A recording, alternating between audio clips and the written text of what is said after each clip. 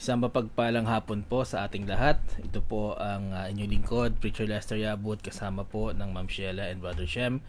At kayo po ay malugod naming inaanyayahan na muli kaming samahan dito po sa Hardin ng Panalangin. At sa isang oras po tayo po ay mananalangin sa bawat isa, makakarinig ng salita ng Panginoon. At tayo po ay makapagpuri, no? At sama-samang manalangin para po sa bawat isa. Ayan. At batiin po muna natin ang mga nakakasama na po natin ngayong hapong ito. Magandang hapon po, Brother Sam Digan, Ma'am Joyce Digan, good afternoon po. Kasama rin po natin ang Sister Baby Aya, good afternoon. Maging ang Sister Helen Ortiz Paras, magandang hapon din po. At magandang hapon ko po kay Ma'am Teng, no? Ma'am Esther Orhino, maging kay Sister Percy Zapata, good afternoon. At kay Nanay Susan Jose, magandang hapon po. Ayan po. At kung kayo po ay mapapadaan, paki-comment lamang po para mabati namin kayo mamaya sa pagtatapos po ng ating gawain. Nakita ko rin po kanina, no? Hindi ko lang nawala na rin po kasi dito, pero alam ko nanonood ang Tita Edith Santos. Good afternoon po, maging kay Auntie dyan po sa Cavite. At magandang hapon din po kay Nanay Dory Santos. Good afternoon. Ayan. At tayo po ay natutuwa na tayo po nakabalik sa pagmiministeryo, and then sa pribilehiyo pong ito at hindi naman po lingid sa inyong kaalaman na 2 linggo po tayong nawala at nagpapasalamat, nagpupuri tayo sa Panginoon at patuloy po tayong nabibigyan ng pribilehiyo na makapaglingkod. Ano po? At tayo po ay magsimula na. Let us pray. Ama naming Diyos na banal, maraming salamat po Panginoon sa araw na to. Muli nyo kami ibinalik sa gawaing ito Panginoon, upang kami po ay sama-samang makapanalangin sa bawat isa. Patuloy po namin na mailagay sa inyong paanan Panginoon ang aming mga heart's desires, ang aming mga pagsusumamo. Ngayon din Panginoon, nagpapasalamat kami sa pribilehiyo na makarinig po ng inyong salita, mapag-aralan po ito Panginoon ngayong hapong ito at maging pagkain ng aming mga kaluluwa. Gabayan niyo po ang bawat isa ngayong hapong ito. Maraming salamat po. Ito ang aking panalangin sa pangalan po ni Jesus. Amen at amen. Ayan, magandang hapon po. At sabi po dito from Ma'am Joyce, please pray for Jocelyn and Jeline and their kuya. Meron po silang sakit. Okay, sasama po natin yan sa ating prayer time. And then magandang hapon din po kay Nanay Winnie Crame. Good afternoon po. Okay, tayo po ay magsimula sa praises and thanksgiving. Batiin po muna natin ang mga nagdiwang ng mga birthdays. Medyo i-atras po natin ng konti to para mabati po natin yung ating mga na-skipan nung tayo po ay hindi nakapag-ministeryo. So from June 10 po, batiin po natin ang belated happy birthday si Tiffany Belen at si Pastor Renato Umlas. Noong June 14 naman po, Pastor Carlos Darlucio and Ma'am Estela Trinidad. Nagdiwang po ng kanyang kaarawan noong June 16 si Sister Gwyneth Belen, at noong June 17 naman po ang Pastor Virgilio Pansakala. June 18 si James Cabana, and then noong June 19 si Brother Romar Gonzales, at noong June 20 si Sister Rowena Dominguez. June 21 naman po nagdiwang ng kanyang kaarawan sina Sister Venus de Guzman at Pastor Wendell Sanchez. And then June 22 si Shaina Maximo. June 23 naman po ang preacher Ronald Esbieto. And then June 24 kahapon nagdiwang po ng kaarawan si JB at si Milet Aguilar. Ngayong araw po ito nagdiriwang ng kanilang mga kaarawan ang Ma'am Risa Formelosa at si Ma'am Rachel Milan. Happy birthday po Ma'am Riz, and also kay Ma'am Rachel. And bukas naman po June 26 ay magdiriwang ng kaarawan si Jocelyn Hapitana. Ayan, batiin po natin ang mga nagdiwang at magdidiwang ng kanilang mga kaarawan. At wedding anniversaries naman po, noong June 14 ay nagdiwang ng kanilang wedding anniversary si Nalito and LV Lamasares, and then si Christian and Shilet Catanyag. And sa noong June 18 naman po ang Pastor Ramiro and Ma'am Antoinette Adona. Ayan. Dadako po tayo sa mga praises. Praises from Shem para po sa mga awards na kanyang na-receive during the annual recognition for school year 2023 and 2024 na ginanap po last June 7. And also congratulations po to all our graduates and awardees, maging sa mga guardians and parents po na mga graduating students. And then praises din po sa celebration ng Father's Day last Sunday, at hindi lamang po sa MIBC Silangan kundi sa iba't ibang churches din po. At dadako po muna tayo sa ating mga pakikiramay na po. Patuloy po nating ipanalangin ang Orara Pacheco families and their relatives for the passing of our beloved sister Priscilla Hannah Pacheco last June 12. At ang naging interment nga po dito ay noong June 17. Patuloy natin panalangin sina Ma'am Sue, of course, sina Sister Jana, Preacher Dibes and Brother Nathan, maging ang Pacheco family, si Brother Nico at si Sister Chai, maging ang mga pamangkin po ni Hana. At alam po natin na hindi po madali ang kanilang pinagdadaanan. At let us just continue to pray for them at bigyan po sila ng kaaliwan ng ating Panginoon. Gayun din, ipanalangin din natin ang Martinez family and relatives for the passing of Christina Martinez. Ayan po, napakahalaga po ng ating mga panalangin sa mga ganitong pong pagkakataon. Kaya lagi po natin silang isama sa ating mga prayers. Bago po tayo dumako sa ating babanggiting ilang sick brethren and loved ones, tingnan ko lamang po rito from Sister Percy.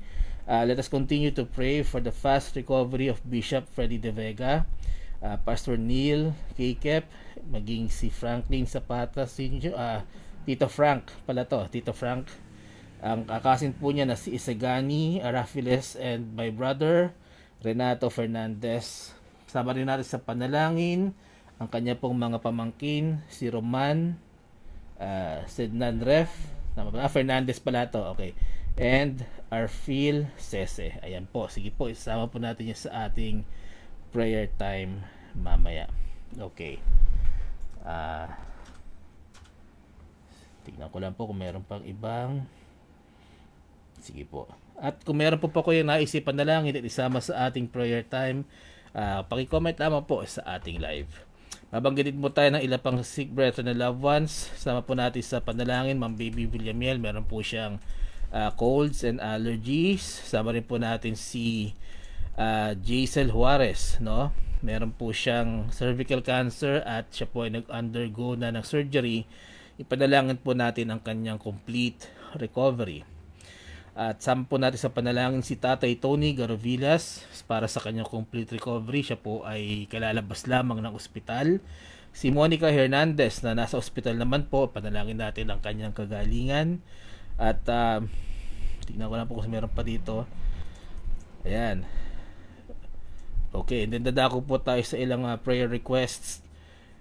Sama natin sa ating mga panalangin ang good health and spiritual growth po para kay Beth Corios at pag-iingat pa Panginoon sa kanyang araw-araw na pag-travel sa kanyang trabaho. Panalangin din po natin si Erlinda Kagomok at ingatan po siya sa araw-araw na pagtatrabaho po niya sa Qatar at patuloy na ingatan ng kanyang dalawang anak na lalaki na nasa Pilipinas na sina Brian at Munch, na sana ay magpatuloy sila na maging faithful sa pag-attend po nila sa church. Sama rin po natin sa panalangin ang FIBAP Camp. Ito po ay gaganapin next week na po, July 1 to 4. At ito po ay gaganapin sa lugar ng Silang, Cavite. Sama natin sa panalangin ang success ng camp na ito, maging sa magiging mga campers po, ang provisions po ng Panginoon, at of course, ang pinakamahalaga, yung outcome, na pagkatapos ng camp nito ay mas mapagtibay ang kanilang mga spiritual na buhay. Ayan po. Sama natin sa panalangin ang ating mga elders and senior citizens, ang ating widows and widowers, Nanay Elvie Rivas, Sister Baby Villamiel, Tatay Ferdy, and Nanay Amihan Yabut, Tatay Tony, Nanay Chedeng Chua, Nanay Norma Castillo, ang Ma'am Susan Orara, Sister Evelyn Kekep, Sister Linda Gesmundo, ang Preacher Renato and Sister Esther Orhino.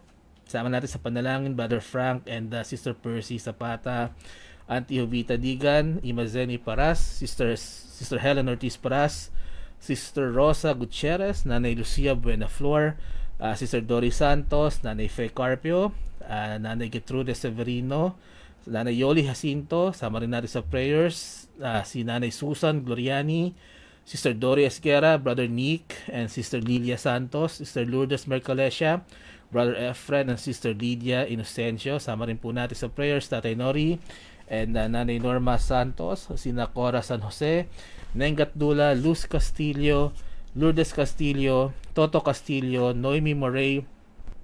Sama natin sa prayers Tatay Sonny and Nanay Winnie Crame, at Lando and Tess Abilion, Alex and Beth Chua, James and Aggie Armstrong, Perdy Rivera, Nanay Berbarda Lopez. Sama rin po natin sa prayers Nanay Leonarda Saren, Sina Rosario Concepcion, Auntie Nanita Saria, Tita Edith Santos, Nanay Celia Ignacio, Nanay Daisy Alvarez, Mami Bituin Ledesma, Sina Daddy Apin and Mami Lucy Saria, Nanay Lucy Broas, Tatay Mario Saria, Tony and Letty Garvillas, Sina Kuya Evan Chua, Kuya Radi and Ate Beth Akong, Sina Corazon Bernardo, Milagros Loquiao, Nanay Rowena Galdones, Sina Inang Charing De Vega, at si Nanay Auring Borja. Ayan, kung meron po kayong nais na idagdag sa ating listahan ng ating mga pinapanalangin na senior citizens, i-comment nyo lamang po sa ating live At kung may maaalala po kayo mamaya sa ating prayer time, pakibanggit po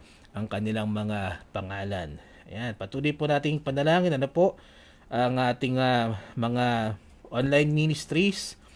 Of course, ang Hardin ng Panalangin, ang Bountiful Feastings and the Divine Verses. Yan po ay pinangungunahan ng Bishop De Vega. Ang May Kaagapay with Pastor Nel Datur.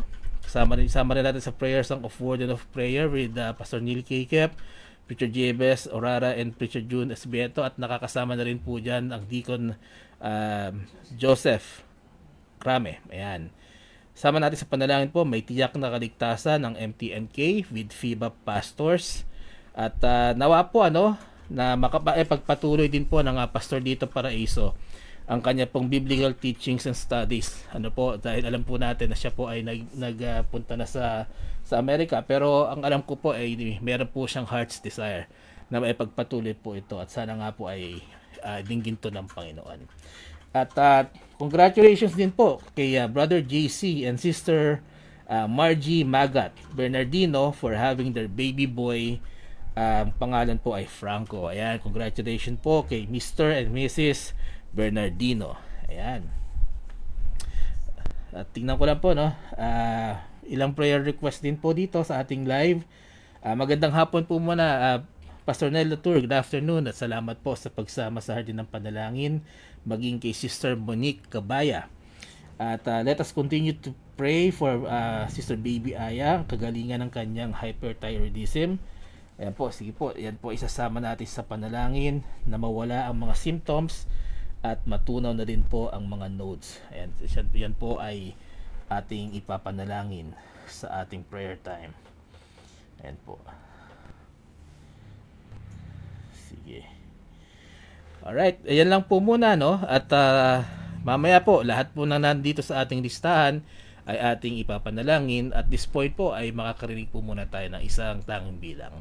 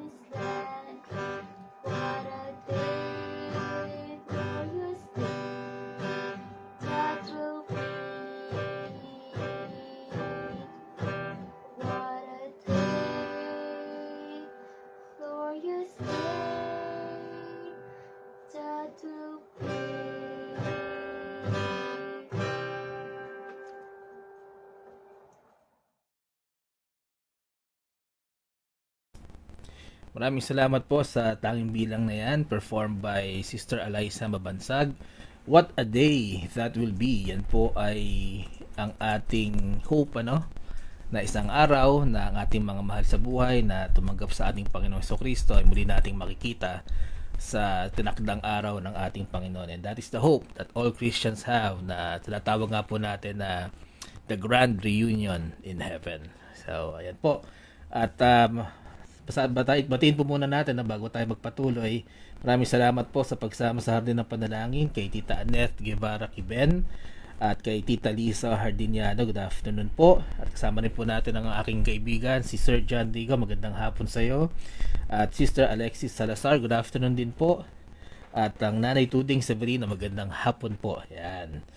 Yan. Tayo po ay dadako na sa maikling pag-aaral ng salita ng Panginoon. Please turn your Bibles to the book of James. Ano po, ito po ay nasa New Testament at malapit na po ito sa huling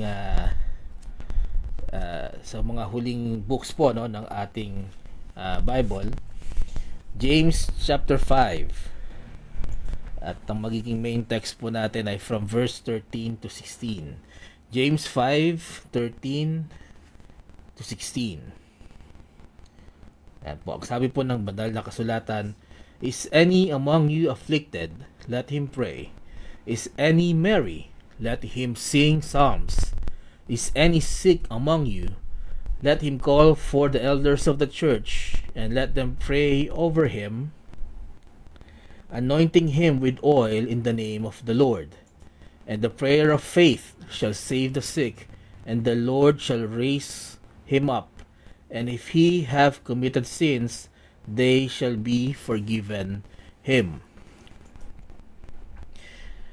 Confess your faults one to another, and pray one for another, that ye may be healed. The effectual fervent prayer of a righteous man availeth much. Tayo po ay manalangin at humingi ng gabay sa ating Panginoon. Let us pray. Ama naming banal na nasa langit, maraming salamat po sa inyong salita na aming binasa. Salamat, Panginoon, sa wisdom na ibabahagi niyo sa amin ngayong hapong ito. Nawa, Panginoon, ang lahat na makikinig, palambutin po ninyo ang kanilang mga puso upang tanggapin po nila ang inyong salita at maisabuhay po namin ito sa aming araw-araw, mapalakas ang aming espiritual na buhay, Panginoon. Ngayon din po, Panginoon, ako ang inyong mensahero ay itago niyo sa inyong likuran, Panginoon, upang ang mensahe ngayong araw na to ay hindi po manggaling sa akin, kundi manggaling po sa inyo. Hindi po makita ang aking kahinaan, bagkus ang makita po ay ang inyong kaluwalhatian. Maraming salamat, Panginoon. Ito ang aking samot dalangin sa pangalan po ni Jesus. Amen at Amen. Ayan. Sabi po dito sa verse 16, confess your faults one to another and pray one for another. At dyan na rin po natin kinuha ang title ng ating short devotion this afternoon, Pray One for Another. Pray one for another. At sa kabuuan po, no, ng ating buhay mananampalataya, kadalasan naririnig natin na hindi lang sa akin, hindi lang dahil meron tayong ganitong gawain, kundi sa mga mananampalataya, I'm sure na nakarinig na kayo ng isang kapatid, no, na sasabihin na pag-pray mo naman ako, no. Maririnig natin itong mga katagang ito, may pinagdadaanan, ipagpanalangin mo naman ako, kapatid, no. In fact, itong ating gawain ng hardin ng panalangin ay bunga dahil nagkaroon ng burden ng ating pastor, no, to pray back then for those that are impacted by COVID. At nalaman po kasi natin na nung ang mga panahon na year 2020 ay marami sa ating mga kakilala, marami sa ating mga mahal sa buhay na nagkaroon ng sakit na COVID. At ang goal nga po ng ating gawain ay magkaroon ng platform kung saan po tayo ay pwedeng mag-gather, no, at makapanalangin sa bawat isa. Yun nga lang po, para po itong extension ng regular na prayer meeting, but this is done online. So hindi man po tayo makapag-gather physically for prayers, pero nagagamit naman po ang platform na ito through the technology and through the internet na tayo, sama-sama po tayo dito, no? Tuwing nagla-live po tayo. And then, ang blessing po rito, kahit hindi po natin kalapit na mga mananampalataya na nasa ibang lugar po, ay nakakasama rin po natin sa pananalangin. So, ito po ay bunga po, no, ng burden at vision ay binigay po ng ating Panginoon sa ating Pastor Mike Digan noong year 2020 at nagpapatuloy po sa biyaya ng Panginoon hanggang ngayong taong pong ito. Ano po? At bilang mga mananampalataya, sana po hindi natin ina-underestimate o hindi natin pinapawalang bahala ang kapangyarihan po ng panalangin. I hope that lahat po tayo ay maka-experience ng ang kapangyarihan ng Panginoon, ang kanyang habag, ang kanyang biyaya sa pamamagitan po ng pananalangin po natin sa isa't isa. Oo, it is 2024. Ano po? At ang nakakalungkot po ngayon at sa tingin ko naman, you will agree with me sa hindi naman po lingid sa atin, no? Andiyan na ang internet, may social media, maraming platforms, andiyan ang balita. At masasabi nga po natin talaga na karamihan na po ay nawawala na ang paniniwala at pananampalataya sa Diyos, no? Mga tao sa panahon natin ngayon, karamihan po hindi na naniniwala sa Panginoon, sa Diyos. At ang nakakalungkot po diyan, karamihan po diyan mga bata, the next generation, no? At sana hindi bilang kasi yung population natin, no, ng mga mananampalataya, ano na tayo Ano na tayo sa middle age hanggang sa adult age, ano po.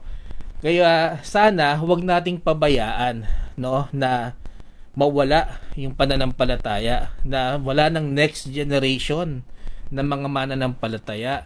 Kaya nga mahalaga yung sinabi rin sa book of Timothy, no, sinasabi ni Pablo na si Timoteo ang kanyang ginugroom para maging next leader, no, sa church, ay binanggit doon na from a very young age, no, siya po ay minulat sa scriptures, sa salita ng Panginoon. Sino po ang nagmulat sa kanya? Ang kanya pong nanay at ang kanya pong lola. Kaya kung kayo po may mga anak, no, nanay kayo, kung kayo ay may mga apo, no, wag po nating ipagsawalang bahala ito na parang okay lang kung ano yung, 'di ba? Kung ano yung nangyayari ngayon, yung normal. Hindi po, sana ipamana natin sa kanila yung greatest treasure na pwede nating ipamana sa kanila. Ano po 'yon? Ang salita ng Panginoon at ang kaligtasan ng Panginoong Hesukristo. Sana ang pinaka nakakalungkot po niyan, one day mamulat ang mga tao, no? Ang sangkatauhan na wala nang naniniwala sa Diyos. That will be the saddest day in the history of mankind, na wala na pong naniniwala at nananampalataya sa Panginoon. Kaya po ang tawag nga ni Ma'am Sheila dyan sa mga lola natin, ang tawag dyan apostolic ministry, no? Ministry sa mga apo, no? Na since kahit tayo naman yung laging nakakasama, kung busy yung mga magulang, no, dahil syempre kailangan din naman maghanap buhay, sila na yung magministeryo sa mga apo, no, na sila naman yung babalansi ba, kasi hindi ko naman sinasabi na wag tayo maghanap buhay, kasi understandable naman ho yun, na syempre bilang tayo nabubuhay dito sa mundo, magpo-focus ka rin syempre sa paano ka magsusurvive, no, paano ka magkikita ng pera. Pero sana hindi po tayo nakakalimot, no, na mas mahalaga na kasama po noon ay merong spiritual na nourishment. Huwag natin kalimutan ang ating spiritual na buhay. At tayo, no, bilang mga mananampalataya na naniniwala sa Panginoon, even now, 2024, kahit marami ang hindi na naniniwala sa Diyos, maraming kumukutya sa Diyos, totoo ba yun, sinasabi sa Bible, ano? Kaya mas tumitibay yung pananampalataya ng mananampalataya pag nagbabasa tayo ng Biblia, no, mas nag-increase yung faith natin. Bakit? Kasi pinredict na to sa Bible many centuries ago na isulat, no, that in the last days people's heart will wax cold, manlalamig ang mga puso ng mga tao. At ito na nga rin po ang nangyayari ngayon. Kaya mas nag-i-increase ang faith ng isang mananampalataya kapag nakakapagbasa po tayo ng banal na kasulatan. And tayo bilang mga mananampalataya, we know, no, that God still answers prayers. Yes, even today. God still answers prayers even today. Pero kung ang Diyos ay sumasagot naman sa ating pananalangin, bakit di ba pwedeng manalangin na lang ako sa sarili ko? Na kailangan ba mag-ask pa ako for prayers? Or do I still need to pray for another person? Totoo naman po yun. Ang Diyos ay sasagot sa ating mga pananalangin kaya tayo po ay mag-isa. And just to be clear, hindi natin pinapawalang bahala, ang ating personal prayers. As a Christian, dapat po yan ang number one. Every day that we do. Diba? Kaya po tayo nananalangin, dapat pagkagising, bago kumain, pagsalamat sa biyaya, bago matulog, no? Those are personal prayers that every Christian should be doing, no? Ito namang praying for one another is also equally important. Ayan po ang ating pag-aaralan ngayong hapong ito. Bakit kung pwede naman tayo magkaroon ng personal prayers, ba't kailangan pa nating ipanalangin ang bawat isa? Yan po ay tunghaya natin, no? Basahin po natin sa Romans 15. Yan po ay sinulat ni Pablo sa New Testament right after the book of Acts. Romans 15:30 to 32. Yan. Sabi po rito, "Now I beseech you, brethren, for the Lord Jesus Christ's sake, and for the love of the Spirit, that ye strive together with me in your prayers to God for me, that I may be delivered from them that do not believe in Judea, and that my service which I have for Jerusalem may be accepted of the saints, that I may come unto you with joy by the will of God, and may with you be refreshed." Dito po sa binasa natin, makikita po natin na si Pablo, he is asking for prayers, no? Ang kanyang panalangin ay, ang kanyang kahilingan ay ipanalangin po siya ng kapatiran na maging ligtas po ang kanyang travel, no? From the unbelievers. Kasi po, ng mga panahon na yon, marami na rin nagpe-persecute sa kanya. Marami na rin gustong kumitil ng kanyang buhay. At ang kanyang panalangin nga po ay magkaroon siya ng safe journey papunta to sa kanyang pupuntahan sa Spain. Siya po ay pumunta sa Spain at that time. At ang mga believers po doon ay tanggapin, no, yung kanyang gagawing pagmiministeryo. So here we have an example of Paul asking for prayers sa mga kapatiran. Magbasa po tayo ng isa pang sita sa Ephesians naman po. Ito rin po ay sinulat ni Pablo sa mga taga-Efeso. Ephesians 1 verse 15 to 16. Sabi dito, "Wherefore I also, after I heard of your faith in the Lord Jesus and love unto all the saints, cease not to give thanks for you, making mention of you in my prayers." Dito naman po sa binasa natin, si Pablo rin po, no, sinasabi niya rito na sa example naman na ito, siya naman po ang nananalangin para sa kapatiran na nasa Efeso. At patuloy niya sinasabi na patuloy din siyang nagbibigay ng pasasalamat sa Panginoon, no, and always mentioning them in prayer. So, dalawang example na po ang binasa natin. Una, si Pablo humihingi ng panalangin. At sa pangalawang binasa po natin, siya naman po ang nananalangin para sa mga kapatiran. At ito pong huli na example ay makikita natin sa Book of John 17. John chapter 17 verse 24.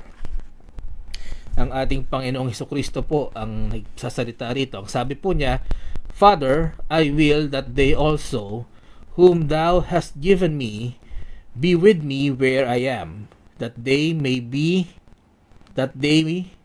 behold my glory, which thou hast given me. For thou lovest me before the foundation of the world." And of course, dito sa example na to, maging ang ating Panginoong Hesukristo ay ipinapanalangin niya ang kanyang mga disipulo, no?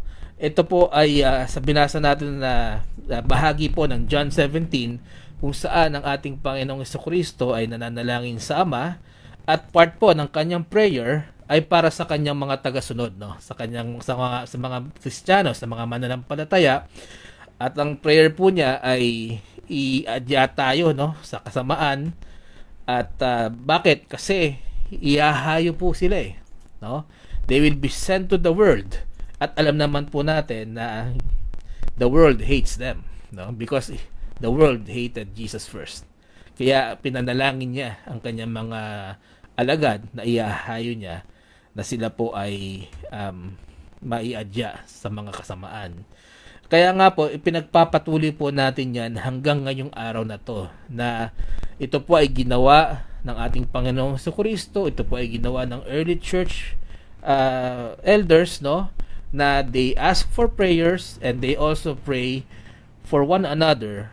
At dahil nga ginawa nila to, we are just following their example at we are keeping that example and tradition alive. Dahil nakita natin ginawa nila, nabasa natin pala na ginawa nila, then ito po ay bilang mananampalataya dapat din po nating gawin. But there is also one more reason po kung bakit natin ginagawa ito. Why do we pray for one another and why we gather to pray? Ito po ay mababasa natin sa Matthew 18. Sabi po sa verse 20, "For where 2 or 3 are gathered together in my name, there am I in the midst of them."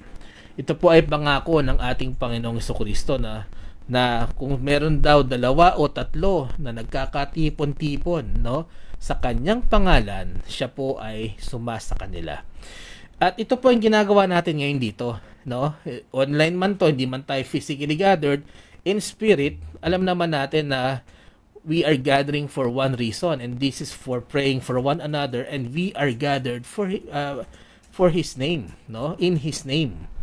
At tayo naman po lahat dito ay mananampalataya at naniniwala sa ating Panginoon Jesucristo. Kaya sa ating pananalangin, we should keep in mind na ang pangako po itong ng ating Panginoon is also applicable to us. Kasi in spirit, we are gathering in His name and we are gathering to pray.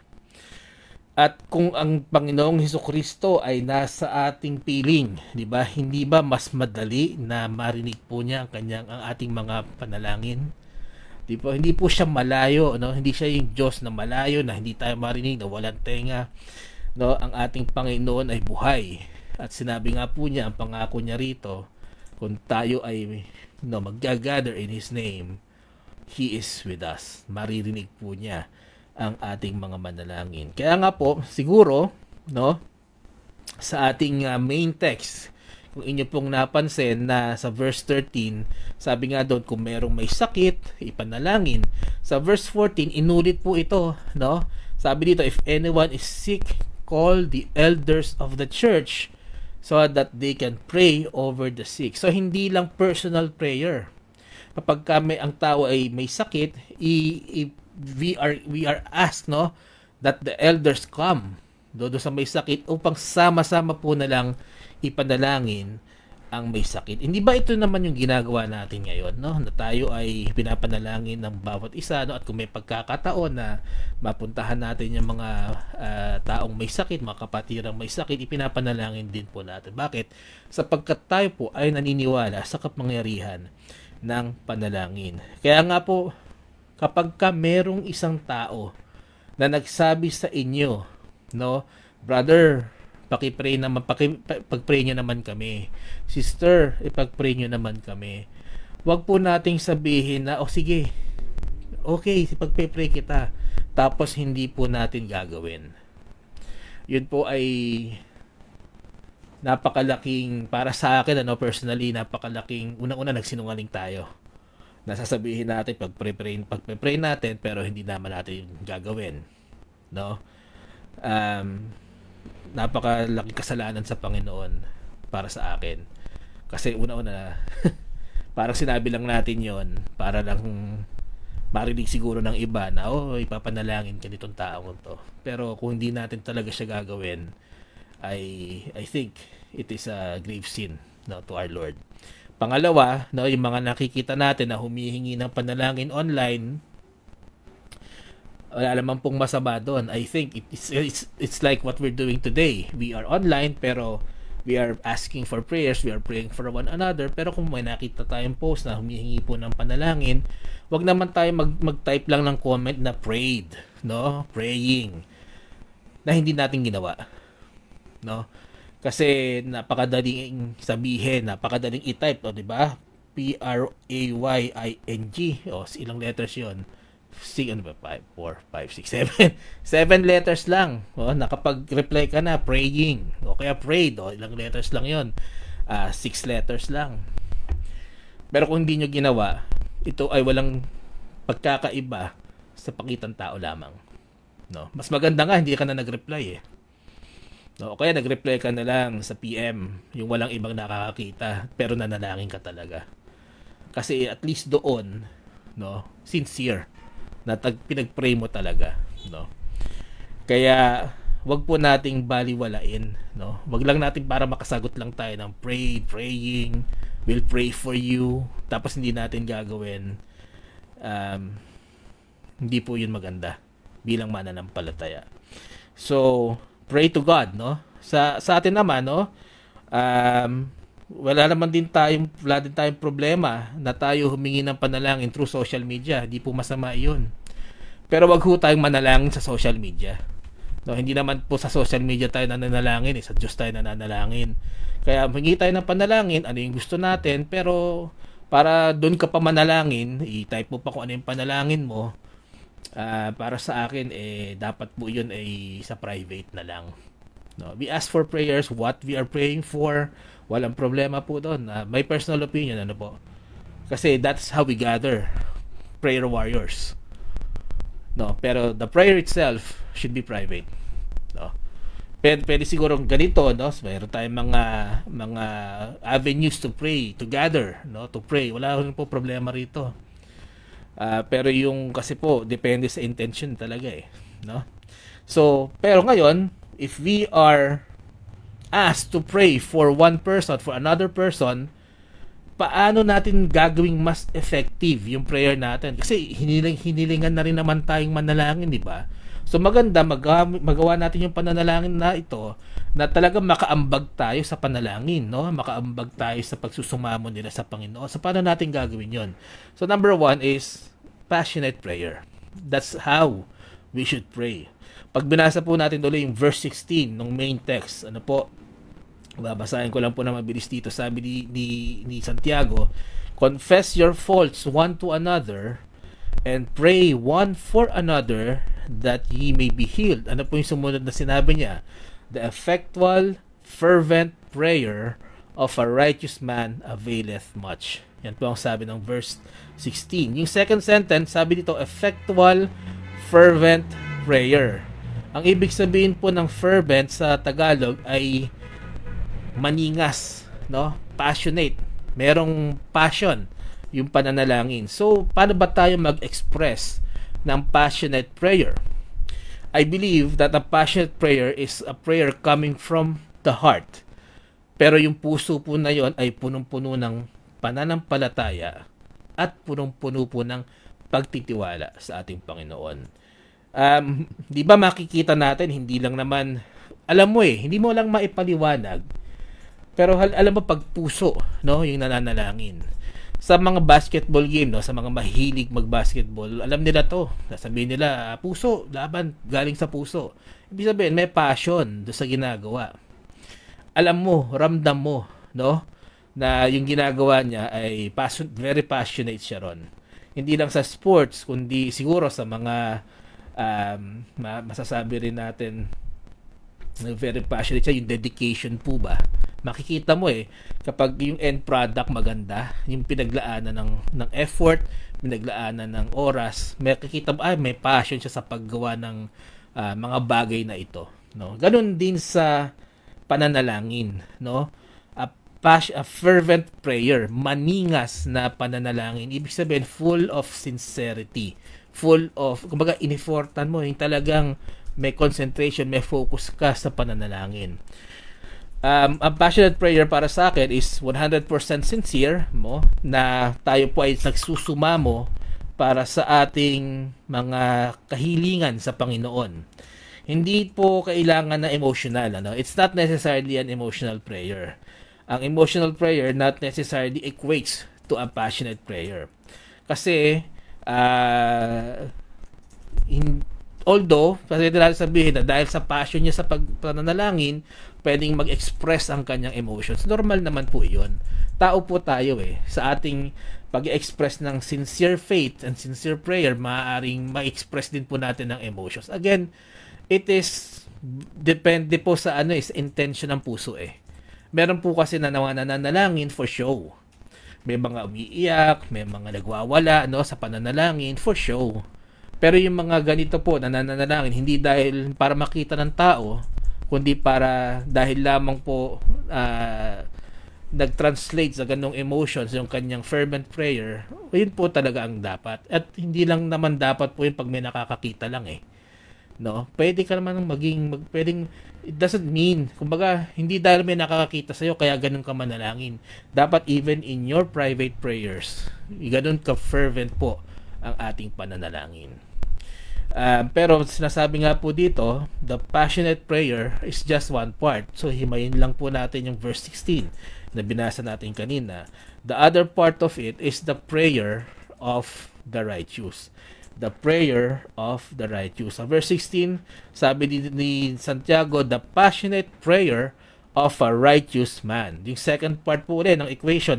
Kumbaga, sa equation natin, fervent prayer plus prayer of a passionate person.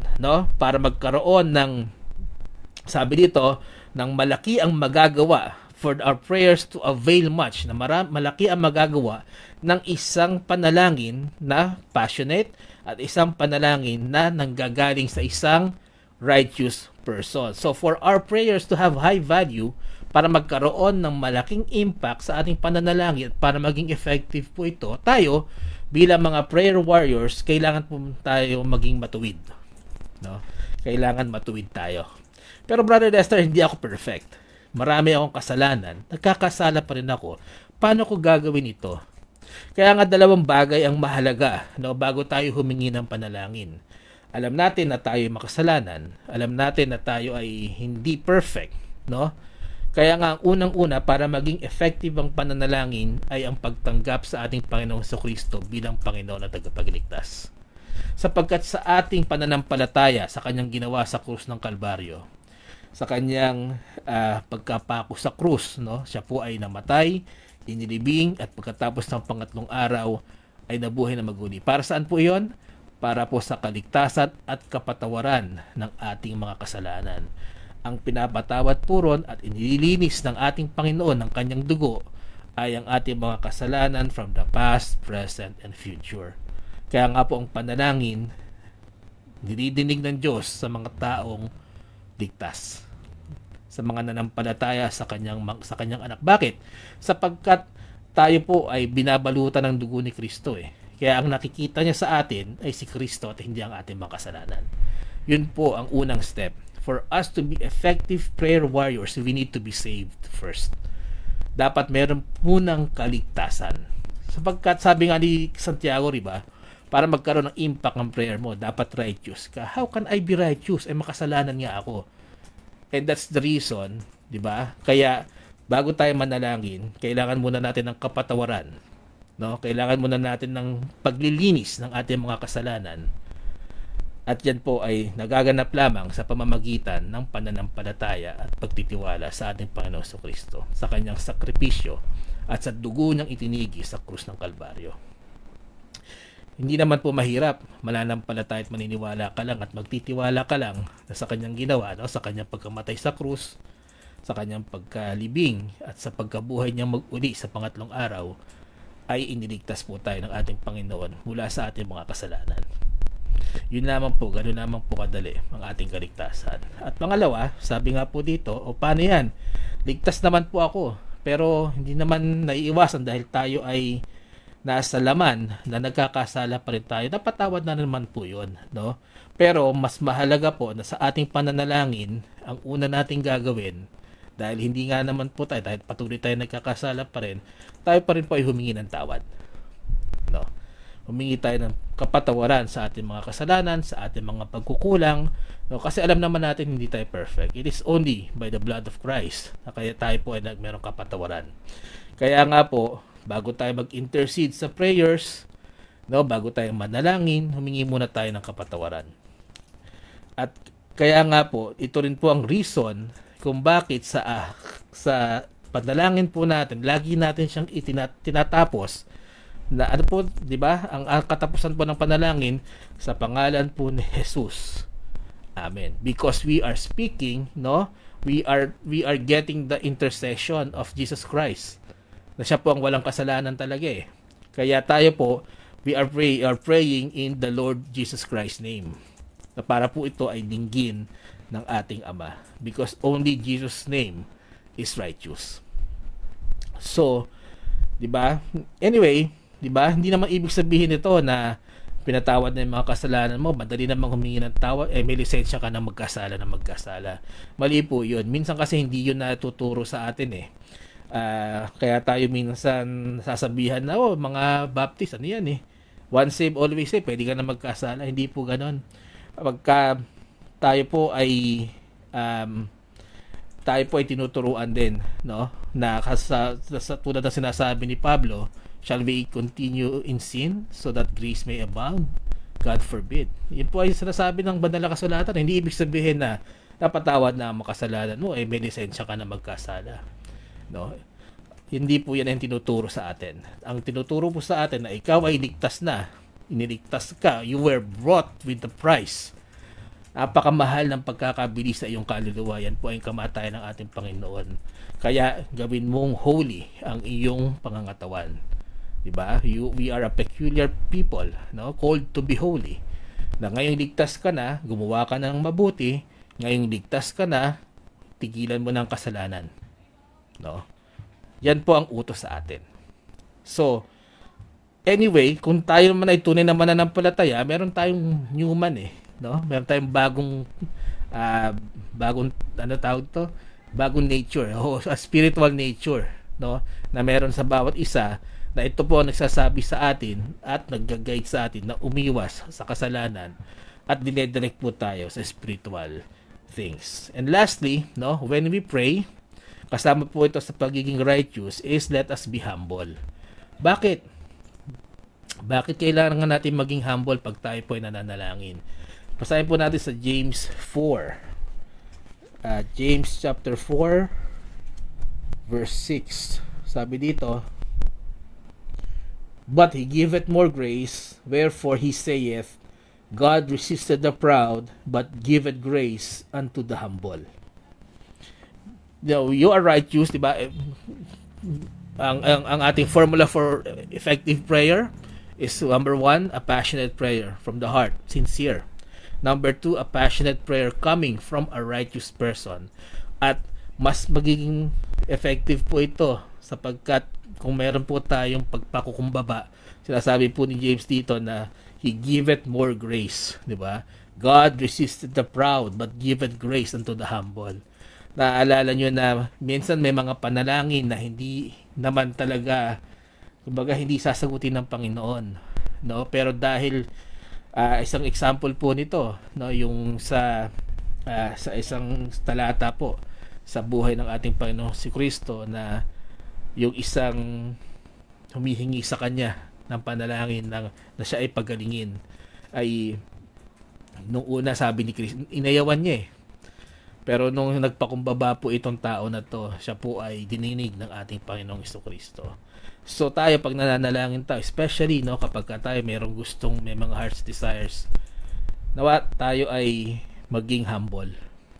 Kung meron tayong mga panalangin na talagang gustong-gusto natin. Minsan kasi, syempre depende sa plano ng Panginoon eh, no? Pero kung meron gustong-gusto tayo, tandaan po natin that He giveth more grace to those that are humble. Sa mga mapagkumbaba po.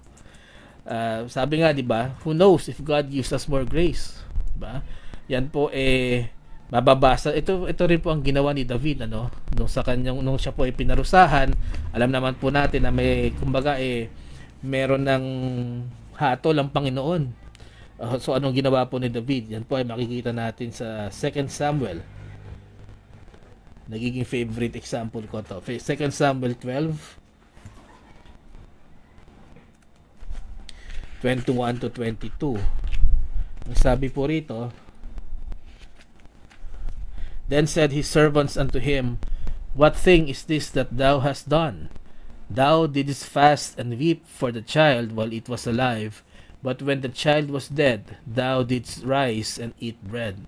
And he said, While the child was yet alive, I fasted and wept, for I said, Who can tell whether God will be gracious to me, that the child may live? So mga kapatid, let us not underestimate the power of prayer. Diba? Dito sa binasa natin ito, si David ay hari. Nung ang kanyang anak ay nagkaroon ng sakit, imbis na maging mayabang siya, sabi niya, ako ay hari, dapat ako ay nasusunod. Hindi po, siya po ay nag-ayuno, siya po ay tumangis sa Panginoon, siya po ay nagpaka-humble sa Panginoon. Bakit? Ano po naging reason niya? Sabi nga niya, who can tell whether God will be gracious to me? So, ayan po, yan ang ating formula for a fervent, for an effective prayer is a passionate prayer, a prayer coming from a righteous person, and a prayer that is also humble. So tayo po, no? Jesus promised us na kung tayo ay mag-gather, if 2 or 3 are gathered in His name, siya po ay nasa atin. Let us always try to walk, no? Tayo po, ang lakad natin sa buhay, ngayon ikay ligtas na. Sana doon na sa katuwiran, no, ng Panginoon, no? At maging humble po tayo. Tigilan na rin po natin na kung hanggat kaya natin, tigilan na natin yung dati nating buhay nung hindi pa tayo mananampalataya, at mag-focus po tayo sa Panginoon at sa paglilingkod sa Kanya. And when we pray, let our prayer come from our hearts. Sincere and faithful prayer. A heart that fully trusts the Lord, no? Pero siguro isang example dito bago tayo magtapos, paano kung ginawa kong lahat ng ito? Pero ang mga panalangin ko hindi pa rin sinagot ng Panginoon. Pero paano kung ang panalangin ko, pagkatapos kong manalangin ng ganito, ang sabi ng Panginoon sa akin, hindi ko gagawin yan. Then tayo bilang mga mananampalataya, kailangan po nating mas magtiwala sa Panginoon. Mahirap, no? Napakahirap, especially kapag ang heart's desires natin ay hindi pinagbigyan ng ating Panginoon. So paano natin mas pagtitiwalaan ang Panginoon? Tandaan po natin na ang Panginoon po natin ay Panginoon, siya po ay Diyos, sapagkat ang kanyang mga gawi ay hindi natin gawi. Mas mataas po lagi ang kanyang pamamaraan, ang kanyang mga plano po sa atin ay mas, kumbaga ay mas maganda kaysa sa mga plano natin sa sarili natin, at ang kanyang kalooban ay palaging mangyayari. Kaya nga po siya ang Diyos eh. So whatever happens, alam nating hindi madali, pero we need to continue to trust in the Lord. Na dapat lagi po tayong patuloy na magtiwala sa Kanya. Hindi naman sinabi na dinidinig ng Panginoon ang ating panalangin, no? Pero siya bilang Panginoon, siya pa rin po ang masusunod kung pagbibigyan po niya ang ating panalangin o gagawin po niya ang kanyang kalooban.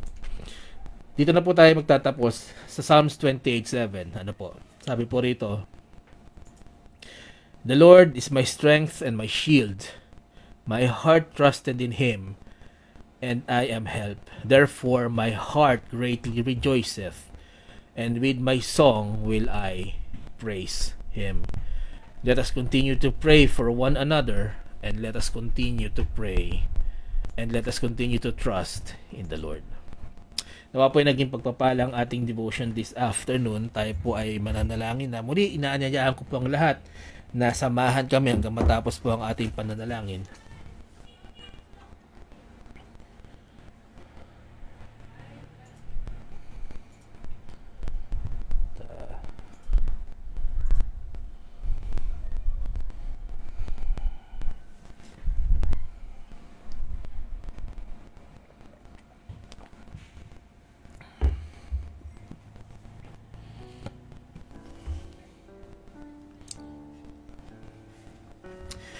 Bigyan niyo lang po ako ng ilang saglit habang ako po ay hinahanda ko ating listahan.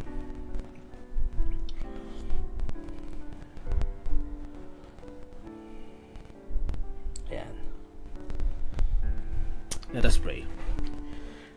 Ama naming Diyos na banal na nasa langit, maraming salamat po sa inyong salita, Panginoon. Nawa po kami, Panginoon, ay napaalalahanan na anuman po Panginoon ang maging kasagutan sa aming mga panalangin, na kami po ay patuloy na magtiwala sa iyo, sapagkat mas alam niyo po Panginoon kung anong mas mabuti para sa amin, sapagkat mas alam niyo Panginoon kung ano ang mas magandang plano para sa amin. Alam niyo Panginoon ang lahat ng kasagutan. Hindi man namin makita ito, at kung meron man kami kabiguan Panginoon, turuan niyo kami Panginoon na mas magtiwala po sa inyo. Maraming salamat po Panginoon. Patuloy niyong hawakan ang puso ng bawat isa. Patuloy niyo Panginoon na itama ang aming mga attitude, na itama ang aming pakikitungo sa inyo Panginoon, na makilala namin kayo Panginoon bilang Panginoon, at hindi bilang katulad naming tao. Maraming salamat Panginoon. Kami po nagpupuri sa inyong pangalan, at papasalamat kami sa sa isang taon pang binigay niyo po sa mga nag-celebrate ng kanilang mga kaarawan. Patuloy niyo pong hawakan ng mga nabanggit kanina Panginoon, bigyan ng mas mahabang buhay, at patuloy niyo pong i-bless ang kanilang mga buhay. Dalangin din namin Panginoon ang mga nagdiwang ng kanilang mga wedding anniversary. Patuloy niyo pong pagtibayin ang kanilang pagsasama, at kayo po maging sentro Panginoon ng kanilang relasyon. Dalangin din namin Panginoon ang patuloy kami Panginoon nagpupuri sa inyong pangalan, sa mga answered prayers O Lord, sa mga taong inyong pinagaling, at sa mga heart's desires po Panginoon na inyong tinuguan. Kami po ay lumalapit sa inyo Panginoon, at we are praying that you comfort Panginoon the Orara and Pacheco families, the relatives Panginoon, maging sa mga mahal sa buhay po na naiwan ni Sister Hannah Pacheco. Kayo po ang magbigay ng kaaliwan sa kanila, at maging ang Martinez family sa passing po ni Cristina Martinez. Kayo po ang humawak sa mga pamilyang ito Panginoon. Dalangin namin Panginoon ang mga mahal namin sa buhay na may mga karamdaman, sina Dory Grifalda at Cornelio Grifalda sa kanilang kalusugan. Dalangin namin Panginoon ang Nanay Yolanda Belen sa kanyang pananakit ng binti, at ang pababain po ang sugar ng Sister Carlota Dixman Belen. Dalangin din namin Panginoon si Ana Pulido na may goiter problem, ang speedy recovery po ni Gay Castillo Doctor, ni Casen Castillo, ni Eliza Rojas, ni Norma Castillo Panginoon, ang speedy recovery ng Sister Dang, ang kanyang daily strength. Hawakan niyo rin Panginoon si Angelina Pitoriano na na-stroke, siya po inyong pagalingin. Ang Ma'am Adele Babalot Panginoon sa kanyang osteoarthritis, pagilingin niyo po siya, maging si Preacher John Domo na merong karamdaman. Nilalapit namin Panginoon ang health po ng Ima Zeni Paras at ang kanyang mga karamdaman, maging Panginoon ang Ma'am Baby William Miel sa kanyang high blood pressure, kanyang pong gubot sipon at allergy. Kayo po magpagaling sa kanya. Malapit din namin Panginoon si Lai Lago sa kanyang kidney stone, at ang si Sister Salvacion Vargas sa kanyang pong blood pressure. Dinaan namin Panginoon ang Nanay Elvie Rivas, patuloy niyong pagilingin ang kanyang pananakit ng likod, maging si Kevin Bihasa Panginoon, meron pong heart enlargement, kayo pa magpagaling sa kanya, maging sa bukol sa leg po ng Nanay Lourdes Mercalesia, kayo po magpagaling sa kanya. Nalabid na namin Panginoon ang bukol sa leeg ni Ermilo Hapitana Panginoon, pagalingin niyo rin po siya. Nilalapit din namin Panginoon si Mama Glo Agudon sa kanyang kalusugan, maging ang Nanay Susan Jose sa kanyang pananakit ng katawan at tuhod. Nilalapit ko Panginoon ang mga anak ng Atlisa Hardiniano na si Marlon na may hypertension and hyperthyroidism, at si Moises na may kidney problems at hypertension. Kayo po magpagaling sa kanya, maging sa kanyang karamdaman sa kanyang tuhod, ang kanyang pong gout, arthritis at high cholesterol Panginoon na niyo pong hawakan. Nilalapit namin Panginoon si Bobby Borja, siya po ay na-hospital, siya po ay niyong pagalingin. Dalangin din namin Panginoon na bigyan niyo ng maayos na kalusugan si Yen at Brian Magsarevic, at nawa po ay wala na pong surgeries, na para kay Yen at pagkaroon po siya ng recovery. Dalangin din namin Panginoon si Isagani Laya na nagdadialysis, si Melinda Kakbay na may aneurysm at si Jerry Sabala na may spine problem, kayo pong magpagaling sa kanila. Si Philomena Belen, Panginoon, siya po ay inyong pagalingin. Tuloy namin nilalapit, Panginoon, ang Sister Baby Aya sa kagalingan po ng kanyang hyperthyroidism. Kayo po magpagaling sa kanya. Nawa po ay mawala na ang symptoms at matunaw na rin po ang mga nodes, Panginoon. Maging Panginoon si Ate Hubing Pascual, kayo po magpagaling sa kanya. At kay Tatay Tony Garovilas, dalangin namin ang kanyang complete recovery at hawakan niya rin at pagalingin si Monica Hernandez na nasa ospital. Nilalapit namin Panginoon sina Jocelyn, si Jeline at ang kanilang kuya na may mga karamdaman. Kayo po magpagaling sa kanila.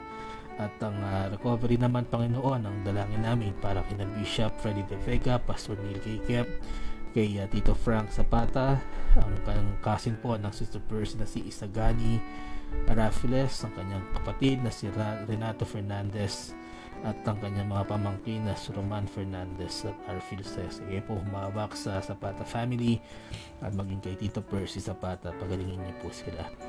Lapit namin Panginoon ang mga mahal namin sa buhay na may mga malubhang karamdaman, sina June Santos at Esther Mariano at sina Rex Rosales na nagdadialysis, sina Emma Reyes, Dorea Jade Borja, Corazon San Jose, si Julita Eliceralde, si Mary Rebamonte, si Amparo Cruz at si Giselle Juarez na may mga cancer, Panginoon, sina Efren Inocencio at si Berbardo Lopez, maging sina Pearly Scar at si Frank Hardy na may komplikasyon po sa diabetes. Kayo po ang magpagaling Panginoon at magpamalas ng mirakulo sa buhay po ng mga nabanggit. Kayo na rin po mag-provide sa mga pinansyal na pangangailangan po, maging sa mga medical needs po nila. Kayo po ang mag-provide po para sa kanila. Maraming salamat Panginoon. Nilalapit ko po ang mga kahilingan ng mga kapatiran at mga mahal sa buhay, ang mga anak po ng Preacher Gary Chua at Ma'am Dang na si Grace, Faith and Mercy. Patuloy niyo po silang gabayan, bigyan ng wisdom, knowledge and understanding Panginoon sa kanilang mga gawain. Kaya niyo patuloy niyo silang iingatan. Dalangin din namin Panginoon si Emily Muse, bigyan niyo po siya ng continuous strength and grace. Gayon din si Christine and Kativu, ang kanilang pong kahilingan ay strength, guidance and provisions for the family. Dalangin din namin Panginoon ang aking family, bigyan niyo po yung patuloy na strength, good health at spiritual growth. Ang Ma'am Sheila Panginoon, patuloy siyang bigyan ng kalusugan, kalakasan at wisdom po sa kanyang business. Ganun din Panginoon si Shem ay patuloy niyong pagalingin sa inyong salita Panginoon. Lalapit namin Panginoon ang Brother Robert Soriano sa pag-aayos po ng petition papers nila sa US, maging ang Sister Doris Santos, patuloy niyong bigyan ng physical at spiritual na kalakasan, maging si Maricel Peña Kimbao, bigyan niyo po sila ng maayos na kalusugan, maging ang kanyang family and friends and loved ones. Nilalapit namin Panginoon ang spiritual life and studies ng Brother Sam, Sister Milka and Brother Shan. Ang pag-iingat niyo po sa buong Vigan family, sa kanila pong mga travels Panginoon. Nilalapit din namin Panginoon si Sister Malulao, kanyang family members, bigyan po ng spiritual growth and protection at patuloy niyo po silang bigyan ng pribilehiyo na makapaglingkod sa inyo. Nilalapit din namin Panginoon ang Ma'am Jenny Rapista, maging ang Pastor Gerald Rapista sa kanila pong gawain sa Lawaan, Antique. Kayo po mag-provide ng kanilang pangangailangan at maipahayag po Panginoon ang inyong salita sa lugar po na iyan. Nilalapit namin ang Nanay Lydia Inocencio, ang Inocencio family at ang Abdul Razak family, bigyan niyo po ng provisions at guidance Panginoon. Nilalapit din namin Panginoon ang provisions and protection para kay Ma'am Merly and Preacher TJ Mabalot as they continue to work on the mission field. Nilalapit din namin Panginoon si Aida Ejok at ang buong family, bigyan niyo po ng good health protection at kanilang pong pagsubay at bigyan niyo po ng gabay ang kanilang paglilingkod sa inyo. Lalapit din namin si Corazon Bernardo, bigyan niyo po ng good health and strength. Ang Ate Beth Akong at ang kanyang family, bigyan niyo, patuloy niyo po silang gagabayan. Ngayon din ang Nanay Tuding Severino, bigyan niyo po ng maayos na kalusugan ng kanyang family and loved ones. Si Bing Rain Severino, Panginoon, para sa kanyang mga mahal sa buhay, bigyan ng kalusugan, kalakasan ng katawan, gabayan ng bawat isa, maging ang kanila pong business inyong hawakan. Dalangin din namin, Panginoon, ang Nanay Susan Jose Gloriani, bigyan niyo po ng kalakasan, kalusugan, maging ang kanyang heart's desire. Ang Sister Yoli Jacinto, Panginoon, dalangin ko ang kanyang kalusugan, si Ate Yoli at si Christine Sarmiento and family, patuloy niyo pong hahawakan, maging ang Nanay Faye Carpio at ang Carpio family, bigyan niyo po ng kalusugan, ang kanilang pong pinansyal na pangangailangan ay kayo pong humawak, maging sa kanilang unspoken prayers. Dalangin namin, Panginoon, ang Ma'am Bibi Villamiel para sa kanyang mga mahal sa buhay, bigyan niyo po ng spiritual strength, ang kanyang pong kalusugan at kanyang heart's desires, Panginoon. Kayo po ang humawak rito, maging sa kaligtasan po ng kanyang mga mahal sa buhay. Dalangin ko rin, Panginoon, ang Sister Baby Aya Avestrus, kanyang healing, at bigyan niyo po ng maayos na kalusugan and spiritual growth po ang kanyang buong pamilya. Dalangin ko rin, Panginoon, ang kalakasan para kay Nanay Leonardo Saren, maging sa pag-aaral po ng mga anak ng Brother Mar Saren, kanya pong kalakasang spiritual ay aking pinapanalangin. Dalangin ko rin, Panginoon, ang Ma'am Esther Orhino, maging ang Orhino family, bigyan niyo po ng physical na kalakasan ng buong pamilya, kanilang spiritual growth, maging ang kanila pong mga mahal sa buhay na hindi pa nakakilala sa inyo, Panginoon. Kaya gamitin niyo po sila, Panginoon, upang sila po ay maligtas. Dalangin namin, Panginoon, si May Grospe, ang kasamahan po ng Sister Marian Cabanas sa Saudi, na meron pong ongoing problem sa kanyang amo. Kayo po ang tumulong sa kanya, Panginoon. Kailangan din namin, Panginoon, ang MIBME Swede sa kanila pong building project. Kayo po ang magbigay ng provisions para dito.